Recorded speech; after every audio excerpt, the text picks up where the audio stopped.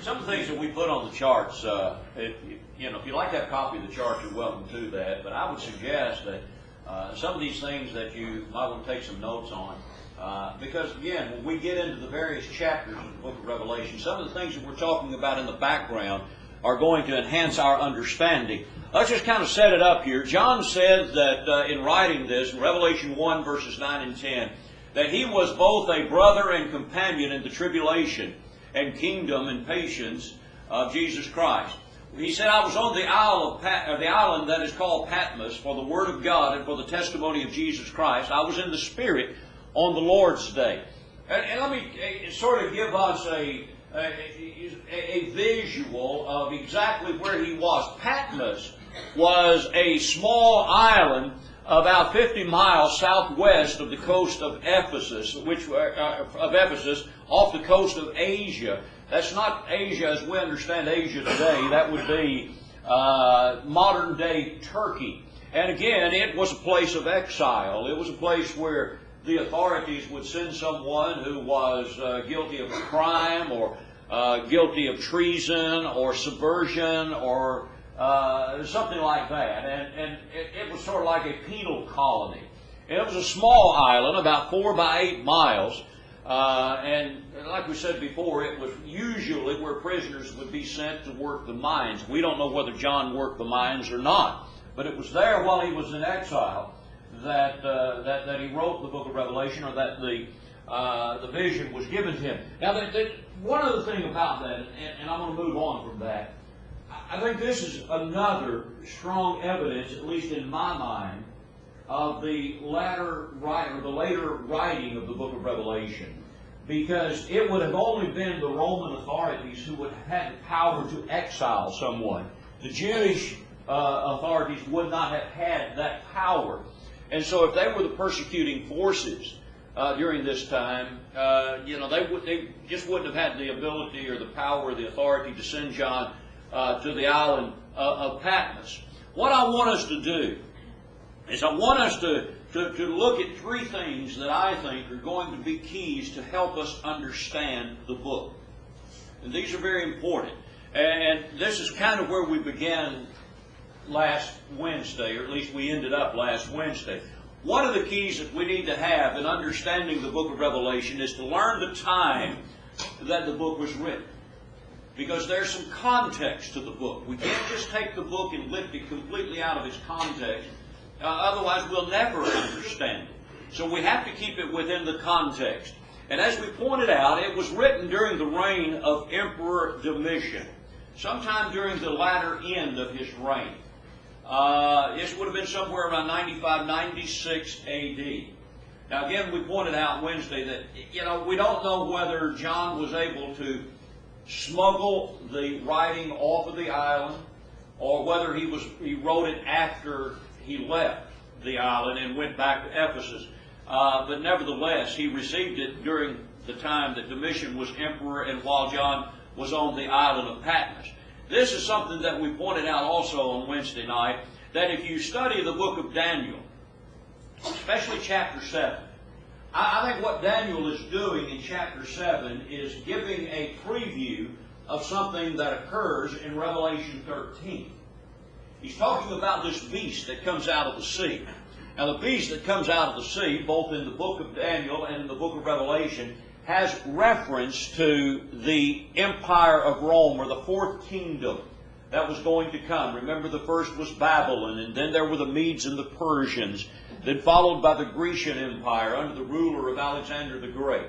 Then after that, another kingdom would arise, and Daniel says that this kingdom was fierce, and it was unlike any other kingdom that had existed. And this is what John says in the book of Revelation. And so I think that both of those have reference to the kingdom of Rome. Daniel's vision does foretell the events that are described in the book of Revelation.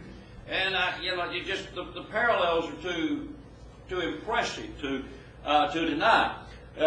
You take, for example, it is a beast with 10 horns. The beast is a world kingdom, and it would prevail in the war with the saints. And in both Revelation and Daniel. And the power was limited to a time, times and a half a time. What that suggests is that it was going to be ended. It's not going to last forever. The kingdom of God will stand, the saints will possess the kingdom, they overcome, and the beast is defeated.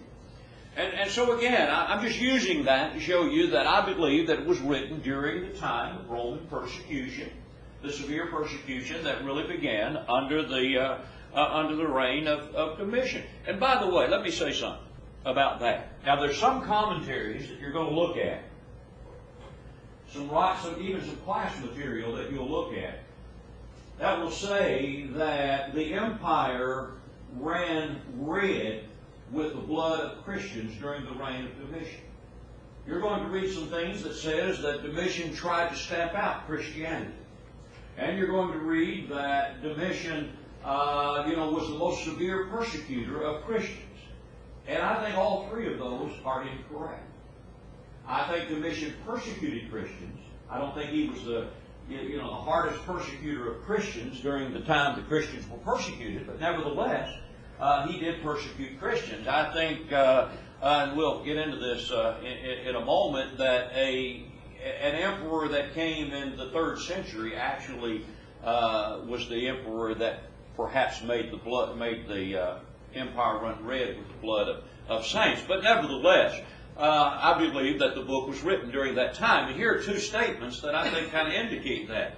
Irenaeus, who was a disciple of Polycarp, he lived from 120 to 202 AD, and Polycarp was a man who knew John personally, but Irenaeus said, in writing about the book, he says, "For that was seen, not very long since, but almost in our day, toward the end of Domitian's reign." Clement of Alexandria, writing in 193 AD, and writing about the Apostle John, says this: "For when the tyrant," he has reference to Domitian, "death, he," that is John, "returned to Ephesus from the Isle of Patmos." And so both of those, and there are others that I could highlight, both of those indicated the time of the writing of the book of Revelation. Now I want to spend a moment here talking to you about the Roman emperors, because this has bearing upon the book. Now, does anybody know, as far as just secular history is concerned, does anyone know the tradition that sprang up about the beginning of Rome, how Rome was begun, or who started Rome? Does anybody know that tradition? Romulus, Remus. Okay, it was said that these two guys, they started Rome, but they started Rome. Rome began, and it was built on 7 hills or 7 mountains. Now that's important. It just kind of shows you the background of this, how important it is. When Rome was established, it was established on 7 hills. Now you get to Revelation 17 and verse 9, and you're going to see that this beast, or this world power that's persecuting the Christians, sits on 7 mountains. And so you see there's a lot of things about the history of the establishment of Rome that has reference, or finds reference in the book of Revelation. And so that's why I spend a little bit of time talking about the emperors, because it kind of gives us an insight of some of the things that are said in the book of Revelation. And by the way, I know I'm kind of getting off track here, but when we get to the 7 churches, if you know a little bit about the geography of where those churches are located, it's going to enhance your understanding of what Jesus says about the churches. And so that's again, it's important to kind of have this overview or this background. Julius Caesar, let's begin with Julius Caesar. Julius Caesar, historians will tell us, was a dictator rather than an emperor. And it was after the death of Julius Caesar that the Caesars became emperors.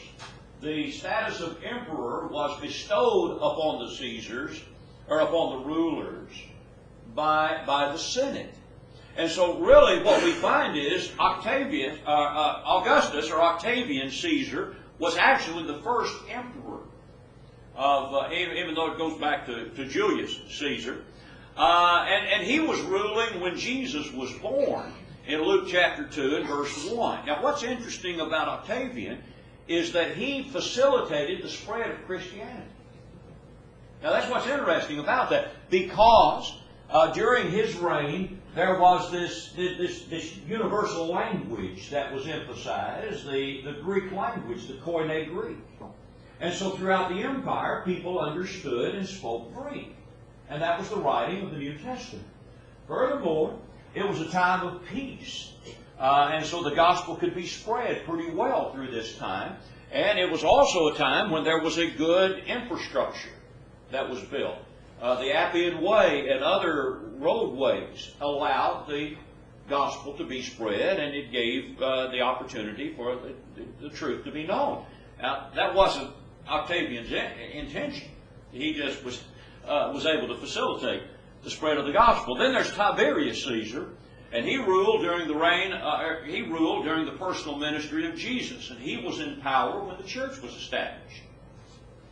Then there is Caligula. He was a persecutor of the Jews. He was known as the Mad Emperor, and he, along with Julius Caesar, considered themselves to be gods and expected to be approached as gods.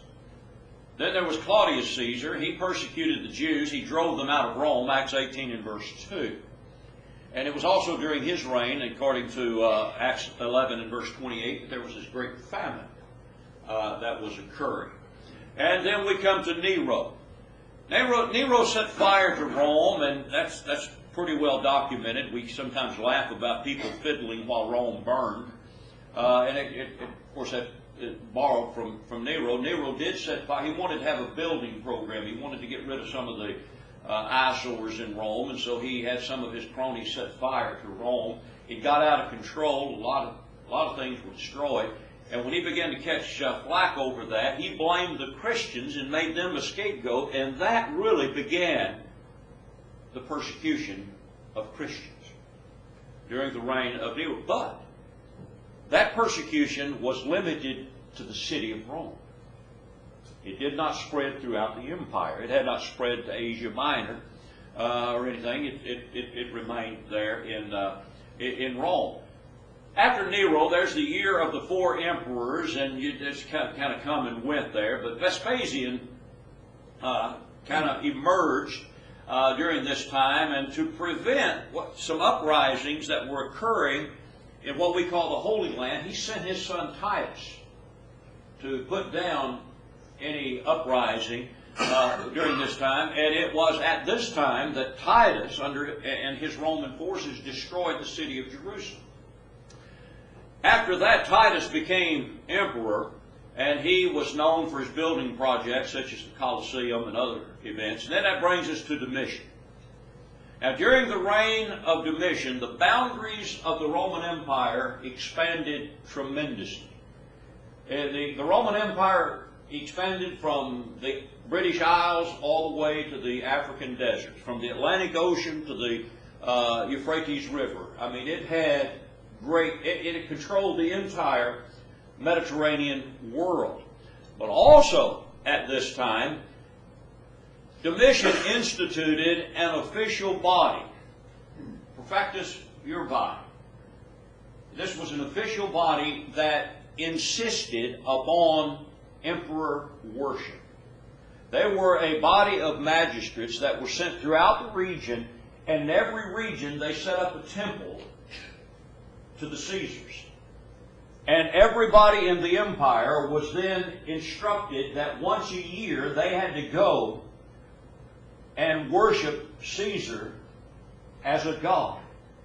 Now this is important for us to remember when we think about the church being persecuted or Christians being persecuted. Now remember, the official decree at this time would have been, you must worship Caesar as God.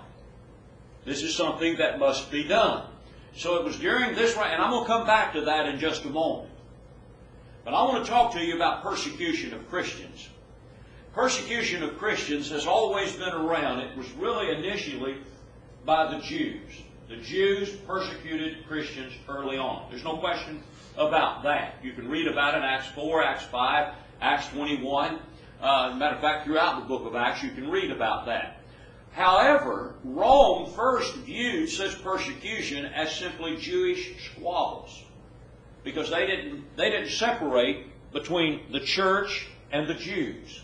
The church was, as far as Rome was concerned, just a sect of the Jews, not unlike the Sadducees, the Pharisees, the Zealots, the Christians. They were all just together. And so Rome looked at that as just, just infighting among the Jews. As a matter of fact, sometimes Rome even stepped in and protected the Christians. Remember when Paul was being persecuted, he invoked his Roman citizenship, and Rome stepped in and protected him. And so Rome was a protector of Christians there for a while.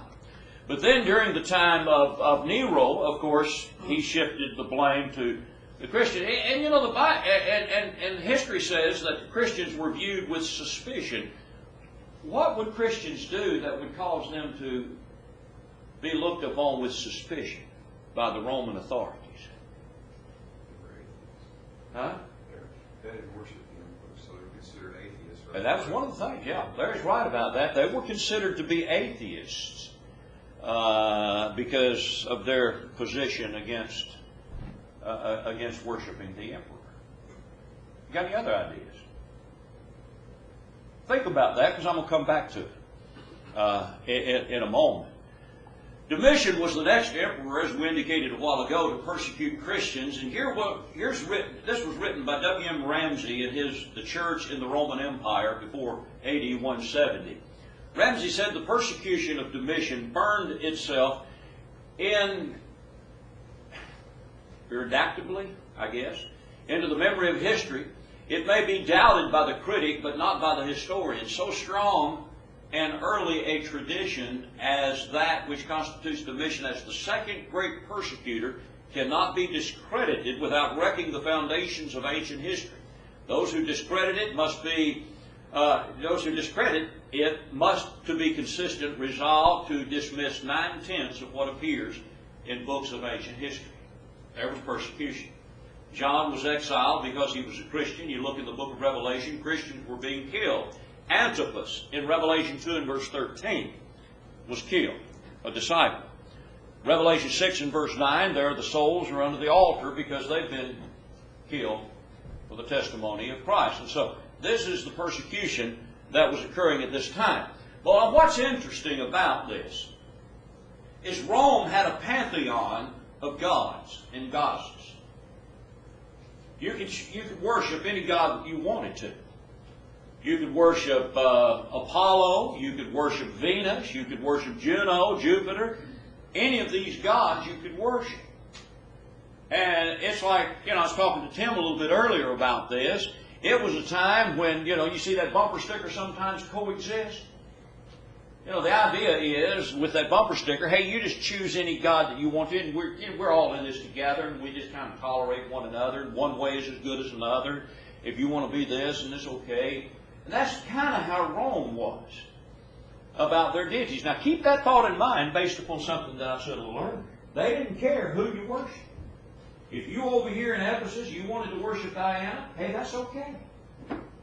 But if you over here in Philippi, you want to worship Juno, that's okay too.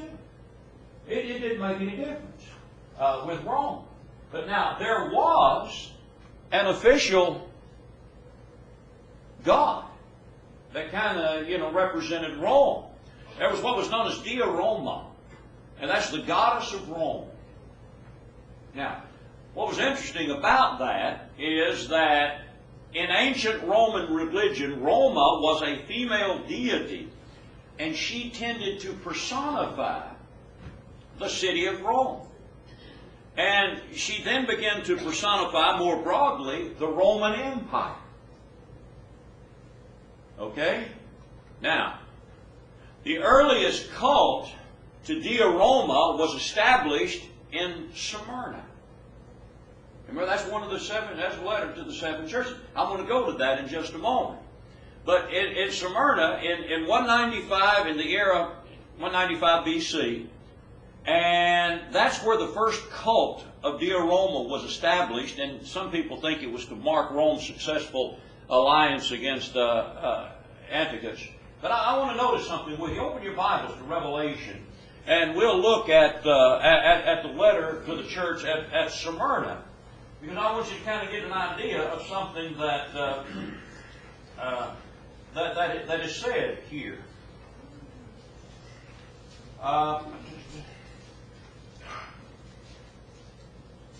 He said, now, to the letter to the church at Smyrna, there in Revelation 2, beginning at verse 8. These things says the first and the last, who was dead and come to life. I know your works, tribulation, and poverty, but you are rich. And I know the blasphemy of those who say they are Jews and are not, but are of the synagogue of Satan. Do not fear any of those things which are about you to suffer. Indeed, the devil is about to throw some of you in prison, and that you may be tested, and you will have tribulation 10 days. Be faithful unto death, and I will give you a crown of life. And so what we find here is that this is kind of beginning to be the center of persecution. This is the problem that really surrounds the religion of Rome. And it began there in the city of Smyrna, and he kind of refers to this as the synagogue of Satan. Now, Rome was her rulers, and her rulers were Rome. Now, can you see how this then evolved into emperor worship? It starts out with Dea Roma, the goddess of Rome. She represented the city. She then represented the empire. She then represented the emperors. And so to worship the emperor was to worship her. And so it's sort of an evolutionary process. Now the Roman emperors referred to themselves as Dominius et Deus. That just simply means that they were referred to as Lord and God. Now this really intensified under Caligula, and Domitian picked up on this. And then later on, it was Diocletian that really, just intensified the persecution. Now, I've said all of that to say this. This is what the Christians were told to do. Hugo McCord wrote, once a year, everyone in the empire had to appear before Domitian's magistrates to confess Caesar is Lord.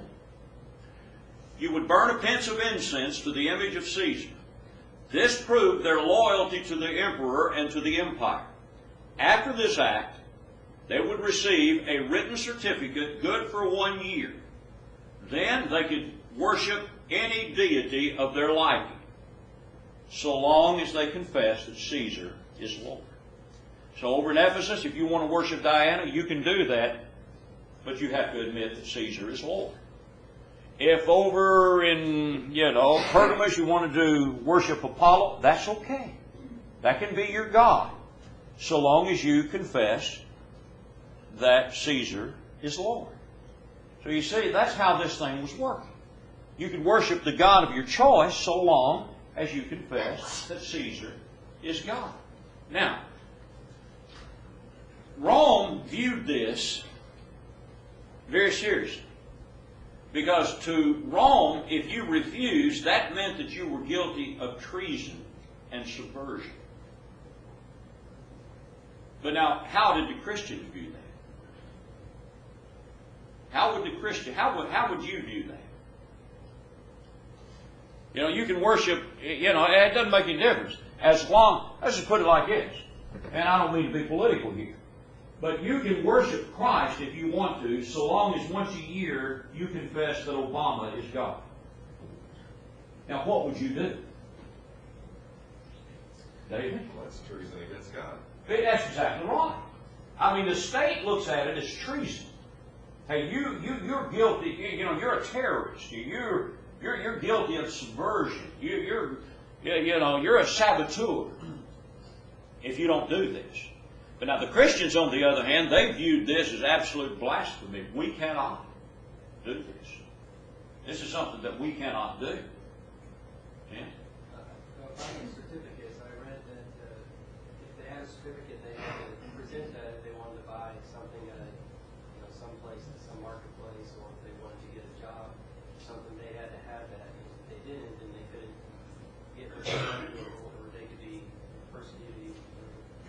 Now, Tim brought up something that's very, very critical here. It helps us understand some things later on in the book of Revelation.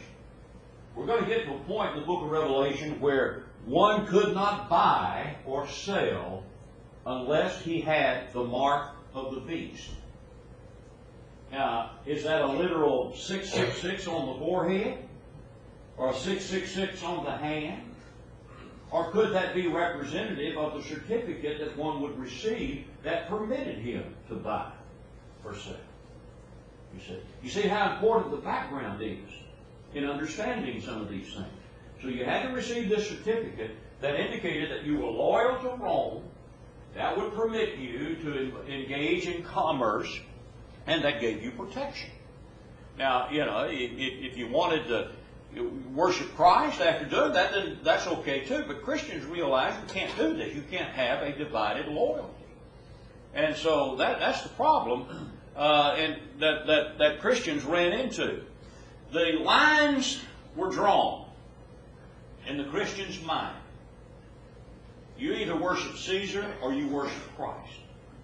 That's the line that was drawn. That was the atmosphere during the time of the writing of the book of Revelation. And that's why Revelation pictures Rome as this terrible beast that's out to devour these Christians. That's why it's pictured as a harlot that sits upon the back of this beast that's drunk with the blood of Christians, of the saints. See, the lines are drawn. And this is what Christians were facing during this time. Now, the penalties for refusing to worship Caesar as Lord were many. Now, Tim touched upon some a moment ago. There would have been death by crucifixions, by impalings, by beheadings. They were devoured by wild animals. They were burned. Just kind of covered with pitch and used as torches, burned alive, just simply because they refused to do this. Furthermore, they would lose all property rights, and the heirs would lose the property rights. There was imprisonment. Of course, there was, as Tim indicated a moment ago, being unable to buy or to sell commodities. So this is what they were faced with. This is the backdrop of the writing of the book of Revelation. These Christians were suffering greatly. They needed some hope. They needed some help here. They needed to realize that, things are going to get better. I got to tell you something. It's easy to serve God under what is often referred to as the Deuteronomy promises in the Old Testament. Remember what those promises were? God said, if you're loyal to me and you do my will, then your land will be flowing with milk and honey. You will be blessed, and I will take care of you. Your children will be blessed. You do this, and good things are going to happen to you. That creates or should create a situation in which it's easier to follow God. But now these Christians were faced with something opposite of that. Look what we get for following God. We're losing our home. We're losing our lives. This is what, this can't go on. And so they needed some hope and they needed some help. And the book of Revelation really, and that's what the word revelation means. It's an unveiling. And what God is doing in the book of Revelation is unveiling something, giving the Christians a chance to look behind the curtain and see what's really going on. Now, to you Christians, it seems like that it's between you and Rome. And Rome has got the upper hand in this. They're powerful, they're in control, and they're killing you. But now what God is doing in the book of Revelation is He's unveiling. He's pulling back the curtain and showing the Christians there's really a greater warfare that's occurring here. This warfare is between God and Satan. And you know what? God wins. And you hang on. You be faithful unto death. You be faithful through all this. You're going to win. And you may lose your life, but you know what? God is going to be victorious. You hang on. And that gives you the theme of the book of Revelation. If you could write a theme of the book of Revelation, it would just simply be victory in Jesus. And I guess that's why the song means so much to me. Because that's what the book of Revelation is. It is victory in Jesus. It gives you a glimpse of what's going on behind the scenes. Now, any questions? Again, I told you the first 3 lessons is really going to be about giving us a background so we can have some things upon which to build when we get into the book. Any comments, Tim? There's just so much, cryptic language in the book of Revelation. So much. There's so much cryptic language, and why didn't they just come out and say it? And I think you kind of touched on that. If they came out and said some of these things, Rome would interpret it as then trying to overthrow Rome, and then they would be more persecution. So I think really it was to reveal to the enlightened and to conceal from the unenlightened.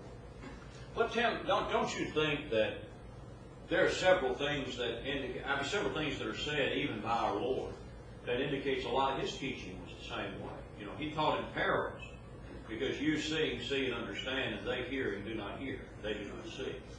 And so the teaching of Christ a lot of times was along those lines. Anything else about the background history that we're talking about, Richard? Doesn't it seem odd that today you read the newspaper and you read about the same thing like this in the Middle East? Well, they've always been going on like that over there, haven't they? Yeah. I mean, man's inhumanity to man. Yeah. And that's a good thing. That's a good thing that Richard's pointing out here. Remember, we pointed out last week that the things that you read about in the book of Revelation. Richard's not talking about it, but it has no bearing upon what is occurring today. I mean, there's not any prophecies about the rise of Mohammedanism or anything. But the things that are going on, the same battles are occurring. It's between God and Satan. And it manifests itself in each generation, sometimes in similar ways and sometimes in dissimilar ways. But the hope that is projected in the book of Revelation, it was true then and it's true now. God is going to win. I mean, the time may come where we face similar persecution. Exactly. And what we can take from the book of Revelation is Christians will be victorious even in the midst of that persecution, just like it was back then. Yeah. Now, thinking about something that we said a moment ago, let's talk about this certificate that was issued that showed that you were loyal to Rome. Now, what would have been wrong with a Christian saying that but not meaning it and doing it with mental reservation just so that I don't want my children to be killed, and I've got to make a living, and after all, if I'm dead, I'm not going to do the Lord any good. So what would be wrong with a Christian just acknowledging that, but not meaning it? It's a lie. It would be a lie, yeah. I mean, can you say good would come from a lie? But the reason I even bring that up is I believe that the book of Revelation even addresses that. There were some Christians doing that. There were some Christians that had the mark of the beast on their head. That is, they really denounced Christ and acknowledged Caesar. And then there were those who received the mark on their hand. That is, they were just paying homage while they had mental reservation. So when we understand some of the background of this, some of the signs and the symbols, they really began to see that. You see, the book of Revelation is the signs and the symbols and the symbolism. They're the message. They're not just revealing it; they are the message. And this is what we sometimes often fail to understand because we're wanting to maybe make this mean this and this mean that. And the symbols, the signs, they're the message. And that's why I said very early, you've got to look at this as though you're looking at a mural. And you've got to get this overall picture here and see exactly what is being said. But I'm going to go back to something that we started talking about a moment ago. Why did Rome single out Christians? Why did they single them out? Does it have to do with anything about Paul going to Jerusalem to teach the Jews Christianity? Well, you know, sort of in a secondary, peripheral kind of way. Yeah, you could bring that in. Yeah, absolutely. Well, Christians were pretty passive. They didn't fight back. Well, that's true too. Christians would not pick up the sword. Yeah, I mean, they were an easy target. Yeah. It's just like I was reading, we know that you're talking about some terrorists the other day, they say that if the jihadists today really begin to strike in this country, that they will hit soft targets where they know they will not receive any physical opposition, such as churches. The same token, they could have seen it as a challenge because they were firm in their beliefs and it didn't matter what they would do to them. And they wanted to see how far will they go with this. Well, and you're right. But here's some things that I want us to think about. There's some of the positions that Christians have. Christians are loyal to a king, and they're citizens of a kingdom. Now, this was something that even gave pause to some during the ministry of Christ. Are you a king? Do you have a kingdom? Well, Christians are loyal to a king and to a kingdom, and that would have been considered a threat to the Roman Empire. Plus the eschatological views of Christians. Remember, they talk about, and we talk about, the ultimate destruction of all things. And God is going to bring all of this to a close one day. The earth and all the works in it are going to be burned up. And this kingdom, we sing about that. The kingdoms of earth pass away one by one. But the kingdom of God remains. The kingdom of heaven remains. That sounded revolutionary to the Roman authorities. And the numerical growth of Christianity would have made paranoid leaders nervous. Whoa. Remember the Old Testament paranoid leader? Pharaoh. Looked at the number of the Jews that began there in Goshen and got concerned. We got to do something about these Jews. Well, that would have happened as far as Christians too. Christians would have been intolerant of other religions. You can't do this. You can't worship Christ and Jupiter. You can't do that. You got to be loyal to one or loyal to the other. Christianity was exclusive. They often met at night. And this gave rise to vicious rumors, including cannibalism. What do we do that could be considered cannibalism? Which is the eating the body and drinking the blood. You see, when somebody on that, it's a bunch of weirdos over here. They just have these little secret meetings and they eat flesh and they drink blood. And so that would have been something that would have been concerning. Christians, as was indicated earlier, would have been guilty of treason for refusing to offer a pinch of incense on an altar to Caesar. And Christians were considered atheists because they said the gods of other faiths were not gods at all. And so that's why the Christians were being singled out and persecuted at this time. Richard? Say again? Also the synagogue of Satan. Yeah. And again, we're looking at symbolism here. We're looking at highly figurative. Like, do we use signs and symbols today for anything? And when you see one, it just kind of expresses to you something, even though you don't have to read a word. Huh? Well, I'm not just talking about road, and that's true too. You see a little, triangular or a rectangular sign out there. You see what's on there. You see a little arrow going like this. You know there's not an arrow laying in the road. That represents something else.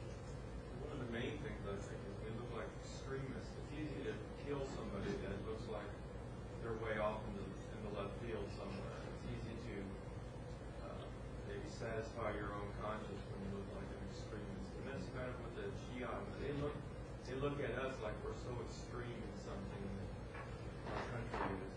And when they look at us as Christians, we look that way too. Yeah. Because we just won't bend. Yeah. So And of course, there are a lot of people who look at us as more extremists today than the extreme Muslims who are beheading people. That's being singled out. We don't believe in homosexuality, believe in abortion, the list goes up. And here's the thing that I want us to come away with this morning, and we're going to have one more lesson on the background and the history. We're going to talk about the people to whom the letter was written, and I'm going to talk to you about the kind of language, the kind of literature that's used here. And the kind of literature is apocalyptic literature. That's the word from which we get the word apocalypse. And that word doesn't mean what many people think that it means. We'll talk about that. But in talking about signs, if you were